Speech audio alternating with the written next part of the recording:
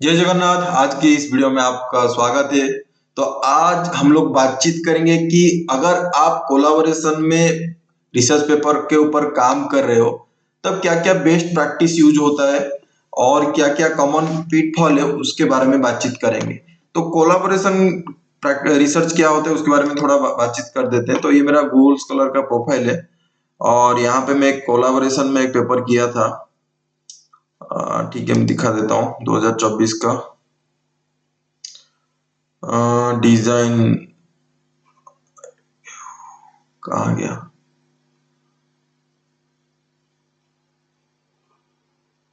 ये वाला देख सकते हो, promoting inclusivity in education amid the post COVID-19 challenges and interval valued फौजी model for pedagogy method selection. तो ये आर्टिकल को इस तरह का देख सकते हो और यहाँ पे देख सकते हो कि एलसीवियर का पेपर है और यहाँ पे देख सकते हो लगभग 8 ऑथर है। ठीक है, 1 2 3 4 5 6 7 8। अगर इस तरह का क्लिक करते हो तो यहाँ पे ऑथर के बारे में डिटेल में बताएगा कि कहाँ क्या है। यहाँ पे जैसे देख सकते हो कि पहला ऑथर चाइना का है, सेकंड ऑथर मेरा दोस्त है वो इंडिया का है, हमारा इंडिया का है। ठीक है, मेरा ये खुद का है सुशील कुमार साहू। उसके बाद रमन कुमार, ये भी इंडिया का है। नेक्स्ट बाल्दिमिर सिमिक, ये सर्बिया का है। उसके बाद नोबोसा बाकानिन, ये भी सर्बिया का है। तो लगभग यहाँ पे 8 ऑथर हम लोग लेके पब्लिश किए थे पेपर को। तो क्या क्या प्रैक्टिस चाहिए, बेस्ट प्रैक्टिस, उसके हिसाब से हम लोग बातचीत करेंगे, डिटेल में जानेंगे। अगर वो देखोगे यहाँ पे 10.3 साइड स्कोर है और 6.0 इम्पैक्ट फैक्टर है। तो जब कोलाबोरेशन में आप करते हो तो अच्छा खासा पेपर निकल के आता है, तो आप कर सकते हो। और हम लोग देखेंगे क्या क्या प्रैक्टिस यूज होता है।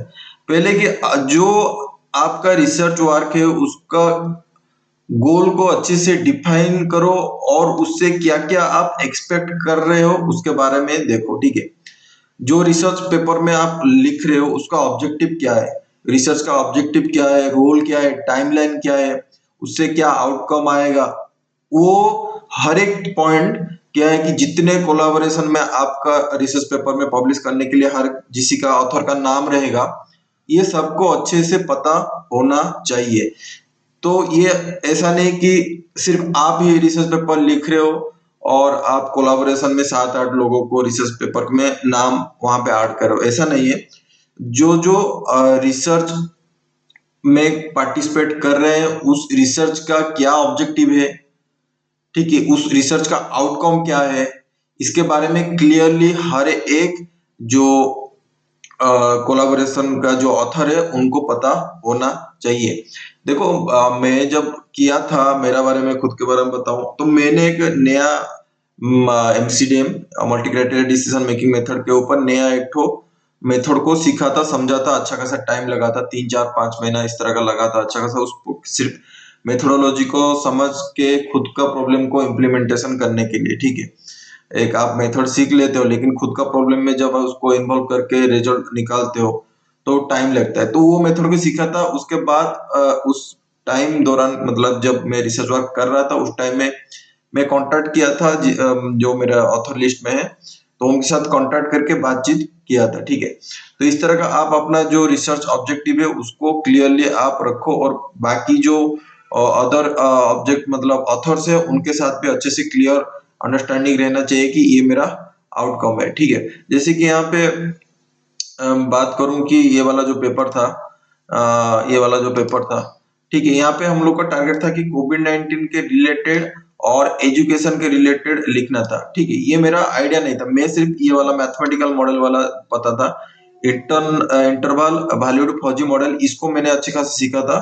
और ये वाला एजुकेशन में मतलब अप्लाई करना है, कोविड-19 के लिए अप्लाई करना है, ये दूसरा ऑथर का इनपुट है। तो यहाँ पे डिफरेंट डिफरेंट ऑथर का इनपुट आता है, किसके ऊपर हम लोग करेंगे, ताकि जो अच्छा खासा मतलब साइड स्कोर और इम्पैक्ट फैक्टर वाला जर्नल होता है ना, वो अच्छा खासा पॉइंट को देखते हैं। ठीक है, मतलब कहाँ पे इन्वॉल्व हुआ है।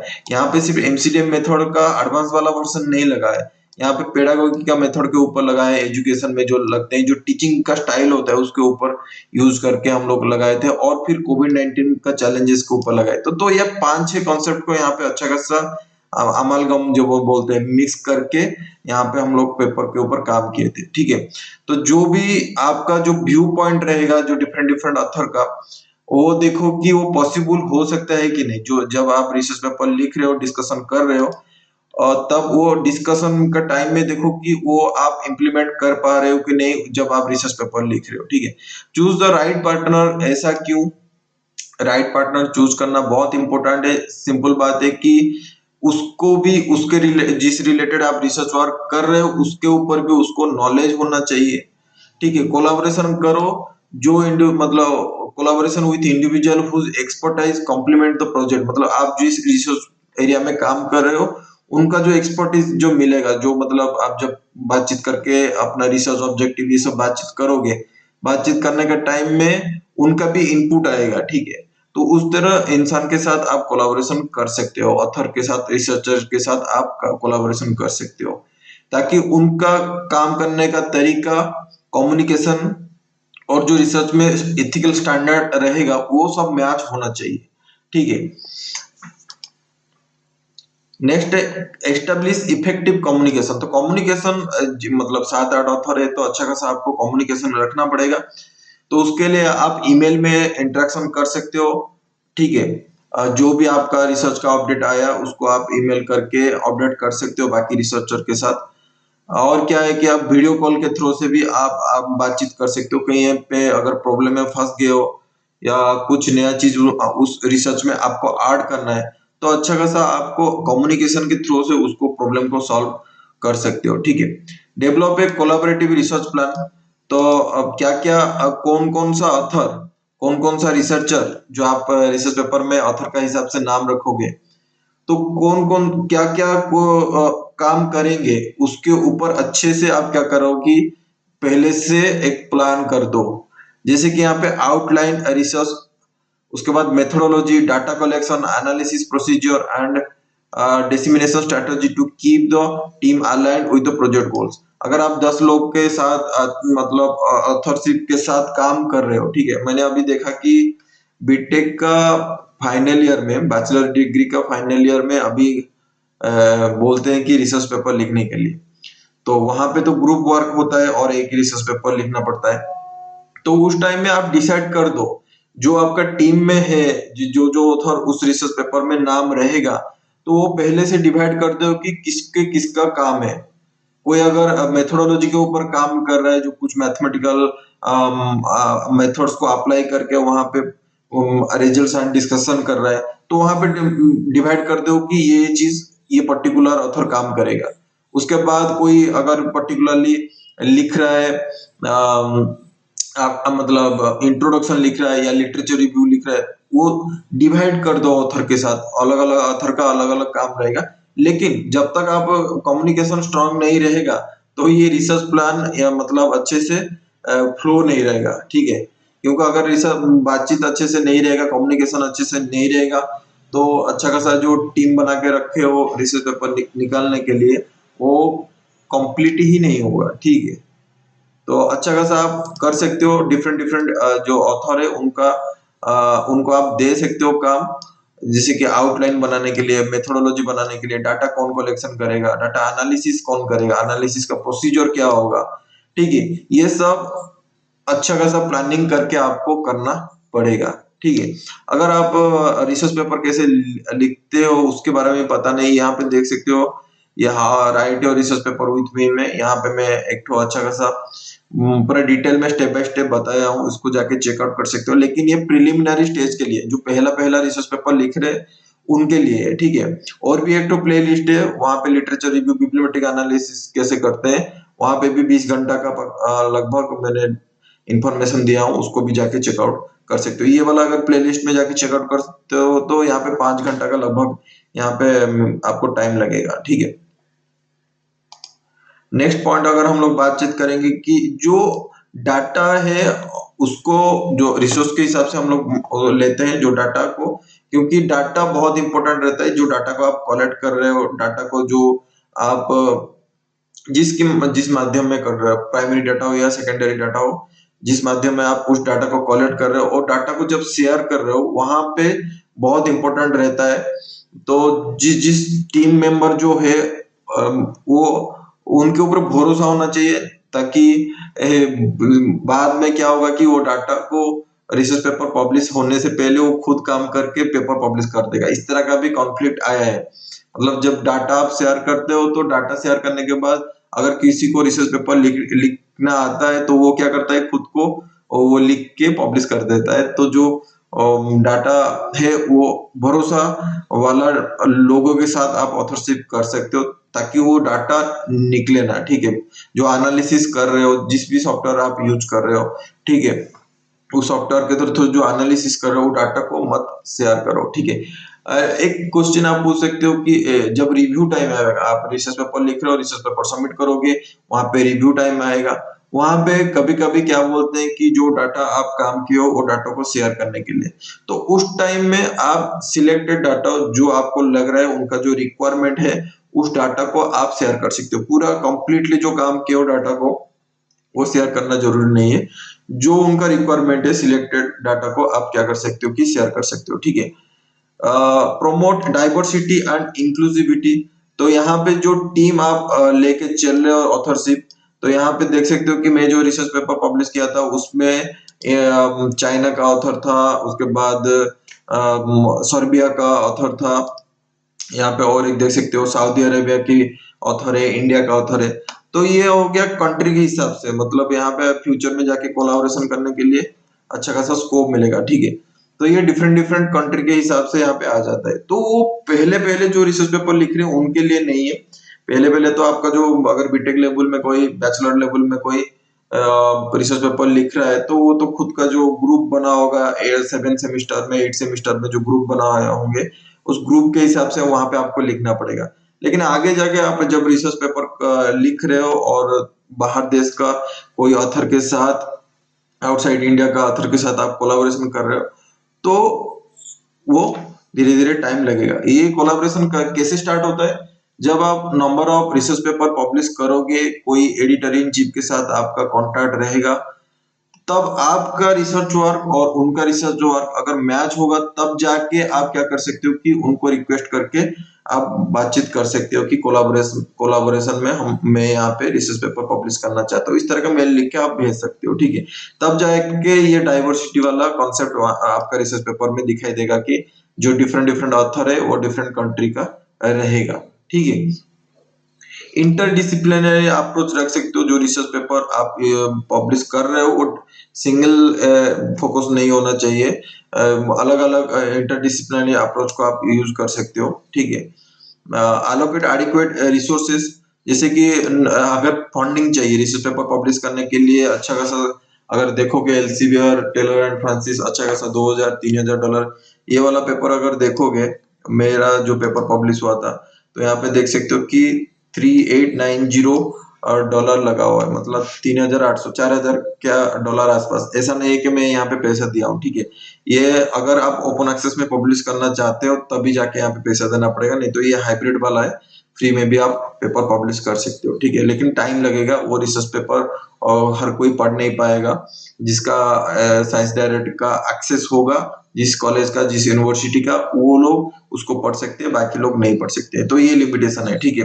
अगर आप सोचोगे कि साई हब में जाके इसको पढ़ लूंगा, लेकिन साई हब में ये 2024 का पेपर है, अभी 2024 चल रहा है, तो साई हब में 2026 या 2027 में जाके पेपर को डाउनलोड करके दूसरे लोग पढ़ सकते हैं, ठीक है। अगर इस पेपर को चाहिए तो मुझे मेल कर सकते हो, तो मेल में मैं आपको इस पेपर के डिटेल्स में दे दूंगा। जो पीडीएफ फाइल है मेरा पास है, क्योंकि मैंने यहाँ पे ऑथर हूँ तो मेरा पास मतलब वो देंगे, ठीक है। जब आप रिसर्च पेपर पब्लिश करते हो हाइब्रिड वर्जन में, वो जर्नल वाला और जो पेपर है ऑथर को देते हैं, ठीक है। यही है। तो फंडिंग फंडिंग अगर पैसा जरूरी है आपका रिसर्च पेपर पब्लिश करने के लिए, अगर इस तरह के जर्नल में आप जा रहे हो, मैंने मेरा यूट्यूब चैनल में बहुत जर्नल के बारे में, बहुत बहुत 1000+ जर्नल के बारे में बातचीत किया हूँ, फ्री वाला इंफॉर्मेशन दिया हूँ। डिफरेंट डिफरेंट फील्ड का, केमिस्ट्री का, फिजिक्स का, माइनिंग का, मैकेनिकल का, हेल्थ साइंस के ऊपर उसका डिफरेंट डिफरेंट एरिया में मैंने वीडियो बनाया। प्ले मतलब जो मेरा प्लेलिस्ट है चैनल का, वहां पे जाके चेकआउट कर सकते हो, ठीक है। तो आपको फ्री वाला जर्नल के लिए जाना चाहिए। अगर आप काम कर रहे हो तो पैसा खर्चा करना जरूरी नहीं है, लेकिन आपका पास फंडिंग है तो वहां पे आप क्या कर सकते हो कि जो रिक्वायरमेंट है फंडिंग पेपर पब्लिश करने के लिए, उसको आप अपना यूनिवर्सिटी और कॉलेज के साथ बातचीत कर सकते हो। और भी क्या होता है कि कोलाबोरेशन में जो ऑथर रहते हैं बाहर देश का, जैसे सऊदी अरेबिया हो गया, सर्बिया हो गया, उन लोगों के पास भी फंडिंग रहता है। जब आप कोलाबोरेशन कर रहे हो, आप खुद यहाँ पे लिख रहे हो, लेकिन कोलाबोरेशन का टाइम में उन लोगों के पास पैसा है, तो वो आप कोलाबोरेशन करके अपना रिसर्च पेपर वहां पे क्या कर सकते हो कि पब्लिश कर सकते हो। ठीक है, तो अभी देखेंगे कि ये जो देखो कोलाबोरेशन रिसर्च में, कोलाबोरेटिव रिसर्च में जब आप करते हो क्या क्या पिटफॉल है। पहले की लैक ऑफ क्लियर कम्युनिकेशन, अच्छे से आपको क्लियर कम्युनिकेशन नहीं रहता है। मतलब जब आप मेल लिखते हो तो 1 महीना 2 महीने के बाद रिप्लाई आता है। मतलब जब कोलाबोरेशन कर रहे हो तो ये दिमाग में रहना चाहिए कि जिसके साथ आप बातचीत कर रहे हो, जिस ऑथर के साथ बातचीत कर रहे हो, वो 1-2 दिन में रिप्लाई दे रहे हैं। ठीक है, तब जाके आपको पता चलेगा नहीं कम्युनिकेशन ठीक है। अगर वो 1 महीना 2 महीने के बाद जाके रिप्लाई दे रहे हैं तो उस तरह का कोलाबोरेशन करके कुछ फायदा नहीं। आपका जो काम चल रहा है वो बहुत डिले रहेगा। ठीक है, उतना डिले के अंदर हम लोग को जाना नहीं है। ठीक है, तो कम्युनिकेशन क्लियर होना चाहिए। ठीक है, रेगुलर चेक इन होना चाहिए। ओपन डिस्कशन आप खोल सकते हो, गूगल मीट इस तरह का करके ओपन डिस्कशन कर सकते हो। और जब आप देख रहे हो कि ये अनइक्वल कंट्रीब्यूशन के हिसाब से ऑथरशिप का नाम पोजीशन जो होता है रिसर्च पेपर में रहता है। जैसे कि आप बोलोगे कि अब मेरा नाम पहला ऑथर हो, तो ये इंपॉर्टेंट रखो कि आप ज्यादा से ज्यादा काम किया हो, 60 70 80% तक वहां पे आप अगर काम कर रहे हो, तभी जाके वहां पे क्या मिलेगा, पहला नाम। मतलब आप खुद का लिख सकते हो, बाकी दूसरा ऑथर का सेकंड थर्ड हिसाब से लिख सकते हो। तो जिस तरह का जो काम कर रहा है, कंट्रीब्यूशन दे रहा है, उसके हिसाब से आपका ऑथरशिप का पोजीशन आप रिसर्च पेपर में फिक्स कर सकते हो। तो ये पहले ही आप जब रिसर्च पेपर लिखने के लिए आप डिस्कस कर रहे हो अपना टीम के साथ, जो जो ऑथर रहेगा, तब से ही क्लियर कर दो कि कौन ऑथरशिप फर्स्ट रहेगा, सेकंड रहेगा, थर्ड रहेगा। इसका आप क्लियरली वहां पे क्या कर दो कि एस्टेब्लिश कर दो, ताकि बाद में जब सबमिशन के टाइम में वहां पे डिस्कशन नहीं रहना चाहिए। क्योंकि सबमिशन टाइम का ये झगड़ा करोगे कि कौन रहेगा पहला ऑथर, कौन रहेगा सेकंड ऑथर, इस तरह का कुछ फायदा नहीं है। जो मैक्सिमम काम किया है तो उसका वो पहला ऑथर रहेगा। ठीक है, कॉन्फ्लिक्ट ऑफ इंटरेस्ट अच्छे से देखो। Researcher should disclose potential conflicts of interest and establish guideline to maintain transparency and research integrity। तो जब आप मतलब कॉन्फ्लिक्ट ऑफ इंटरेस्ट मतलब अगर कोई प्रॉब्लम को आप सॉल्व कर रहे हो, उस प्रॉब्लम को कोई मैथमेटिक्स का सोचो कि कोई मेथड है, उसको आप अप्लाई कर रहे हो, एक ऑथर ने अप्लाई किया और कुछ रिजल्ट निकला। ठीक है, दूसरा वाला ऑथर ने वही सेम मेथड अप्लाई किया लेकिन दूसरा वाला रिजल्ट निकल रहा है। तो वो अच्छे से दोनों ऑथर का कॉन्फ्लिक्ट यहाँ पे हो रहा है, तो अच्छे से वहां पे बैठ के सेम रिजल्ट निकाल के लाओ। ठीक है, अगर डिफरेंट डिफरेंट रिजल्ट निकल रहा है सेम मेथड को लगा के, तो वहां पे प्रॉब्लम आएगा। ठीक है, तो ये सब चीज को अच्छे से ध्यान दो। डाटा रिसोर्सेज शेयरिंग चैलेंजेस, तो ये चैलेंजेस क्यों रहता है, क्योंकि ये सेंसिटिव इंफॉर्मेशन रहता है। तो उस हिसाब से आपको किस तरह का किसको डाटा शेयर करना है वो आपको खुद को डिसाइड करना पड़ेगा। ठीक है, और एक ठीक है और एक चीज है कि और एक चीज है, जब भी आप रिसर्च पेपर लिख रहे हो ना, तो कोलाबोरेशन में लिख रहे हो, तो ये एस्टेब्लिश कर दो जब भी ग्रुप डिस्कशन हो रहा है कि क्या क्या हो रहा है, मतलब क्या क्या करना है रिसर्च पेपर में, ऑब्जेक्टिव क्या रहेगा, मेथोडोलॉजी किस तरह का रहेगा। लेकिन एक बंदा जो ऑथरशिप के बीच में रहेगा, मतलब अगर सोचो कि कोई एक रिसर्च पेपर में आप 10 ऑथर रहना चाहते हो, और उस 10 ऑथर से एक ऑथर को मतलब लीडरशिप के हिसाब से काम करना पड़ेगा। ठीक है, और अगर वो आप 10 ऑथर का लिस्ट है, एक रिसर्च के ऊपर आप काम कर रहे हो, कोई लीडरशिप के हिसाब से काम नहीं कर रहा है ना, तो वो पेपर कभी नहीं निकलेगा। ठीक है, तो कोई एक इंसान को तो आपको मेन लीडर के हिसाब से सिलेक्ट करना पड़ेगा कि इसका फाइनल जो बोलेगा उसी हिसाब से हम लोग करेंगे। ठीक है, ये इसके ऊपर ध्यान जरूर देना। ठीक है, और क्या पिटफॉल है जैसे कि कल्चर एंड ऑर्गेनाइजेशनल डिफरेंसेस क्या अवेलेबल है।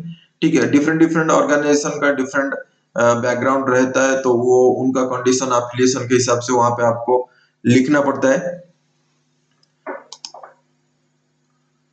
तो ये कोलाबोरेशन का टाइम में नहीं होता। स्टार्टिंग जब आप करते हो कोलाबोरेशन, रिसर्च पेपर लिख रहे हो, डिफरेंट डिफरेंट ऑर्गेनाइजेशन के साथ आप बातचीत नहीं कर पाओगे। ठीक है, तो वो इसके बारे में अभी छोड़ दो। ठीक है, ये पॉइंट जब आप ज्यादा से ज्यादा पेपर लिखोगे, पब्लिश करोगे, एडिटर इन चीफ के साथ बातचीत होगा, तब जाके कल्चरल और ऑर्गेनाइजेशनल डिफरेंस के बारे में आएगा। तो ये बहुत डिस्टेंस वाला है। ठीक है, अनक्लियर ऑथरशिप एंड क्रेडिट। तो ये सबसे इंपॉर्टेंट है कि कौन पहला ऑथर रहेगा, कौन सेकंड ऑथर रहेगा और कौन थर्ड ऑथर रहेगा, क्या क्या क्रेडिट देंगे। जैसे पहला ऑथर बोलेगा कि मैंने डाटा कलेक्शन किया, डाटा एनालिसिस किया, कॉन्सेप्ट को डेवलप किया, ये सब चीज को वहां पे लिखना पड़ता है। ठीक है, एक्नोलेजमेंट वहां पे लिखना पड़ता है। तो ये अगर अनक्लियर रहेगा कौन कौन सा ऑथर कौन सा काम किया है, तो वो आगे जाके डिस्टर्बेंस देगा। ठीक है, स्कोर क्रीप एक ठो है। इसका मतलब है कि regularly review project objective to avoid deviation. अगर आप रेगुलरली जो प्रोजेक्ट है रिसर्च पेपर का लिखने का ऊपर अगर रेगुलरली डिस्कशन नहीं हो रहा है, तो ये क्या होगा कि आप खुद का जो काम चल रहा है उससे आप डाइवर्ट हो जाओगे, अननेसेसरी आपका डिलेज होगा और कंफ्यूजन आएगा। तो रेगुलर होना चाहिए। अगर आप वीकली कर रहे हो तो वीकली के बेसिस में कर रहे हो, या मतलब हर एक दिन भी कर सकते हो, क्योंकि ये डिपेंड करता है कि आपका टारगेट क्या है, कि कितना टाइम के बीच में आपको रिसर्च पेपर पब्लिश करने के लिए देना है। तो पहले तो रिसर्च पेपर लिखने के लिए टाइम लगेगा, और लिखने के बाद सबमिशन से पब्लिकेशन के लिए अच्छा खासा टाइम लगेगा। ठीक है, अच्छा खासा मतलब 3 महीना 4 महीना मिनिमम पकड़ के चलो। ठीक है, तो रिसर्च पेपर लिखने का टाइम और रिसर्च पेपर पब्लिकेशन का टाइम, तो अगर पहले से अच्छे से आप जो रिसर्च पेपर लिख रहे हो उसके ऊपर आप डिले कर रहे हो, रेगुलर रिव्यू नहीं कर रहे हो, तो ऑब्वियसली पब्लिकेशन का टाइम में भी बहुत डिले रहेगा। ठीक है, और ये कुछ गारंटी नहीं है कि एक बार सबमिट कर दो तो आपका रिसर्च पेपर पब्लिश हो जाएगा। रिजेक्शन भी होता है, ये भी ध्यान में रखना है।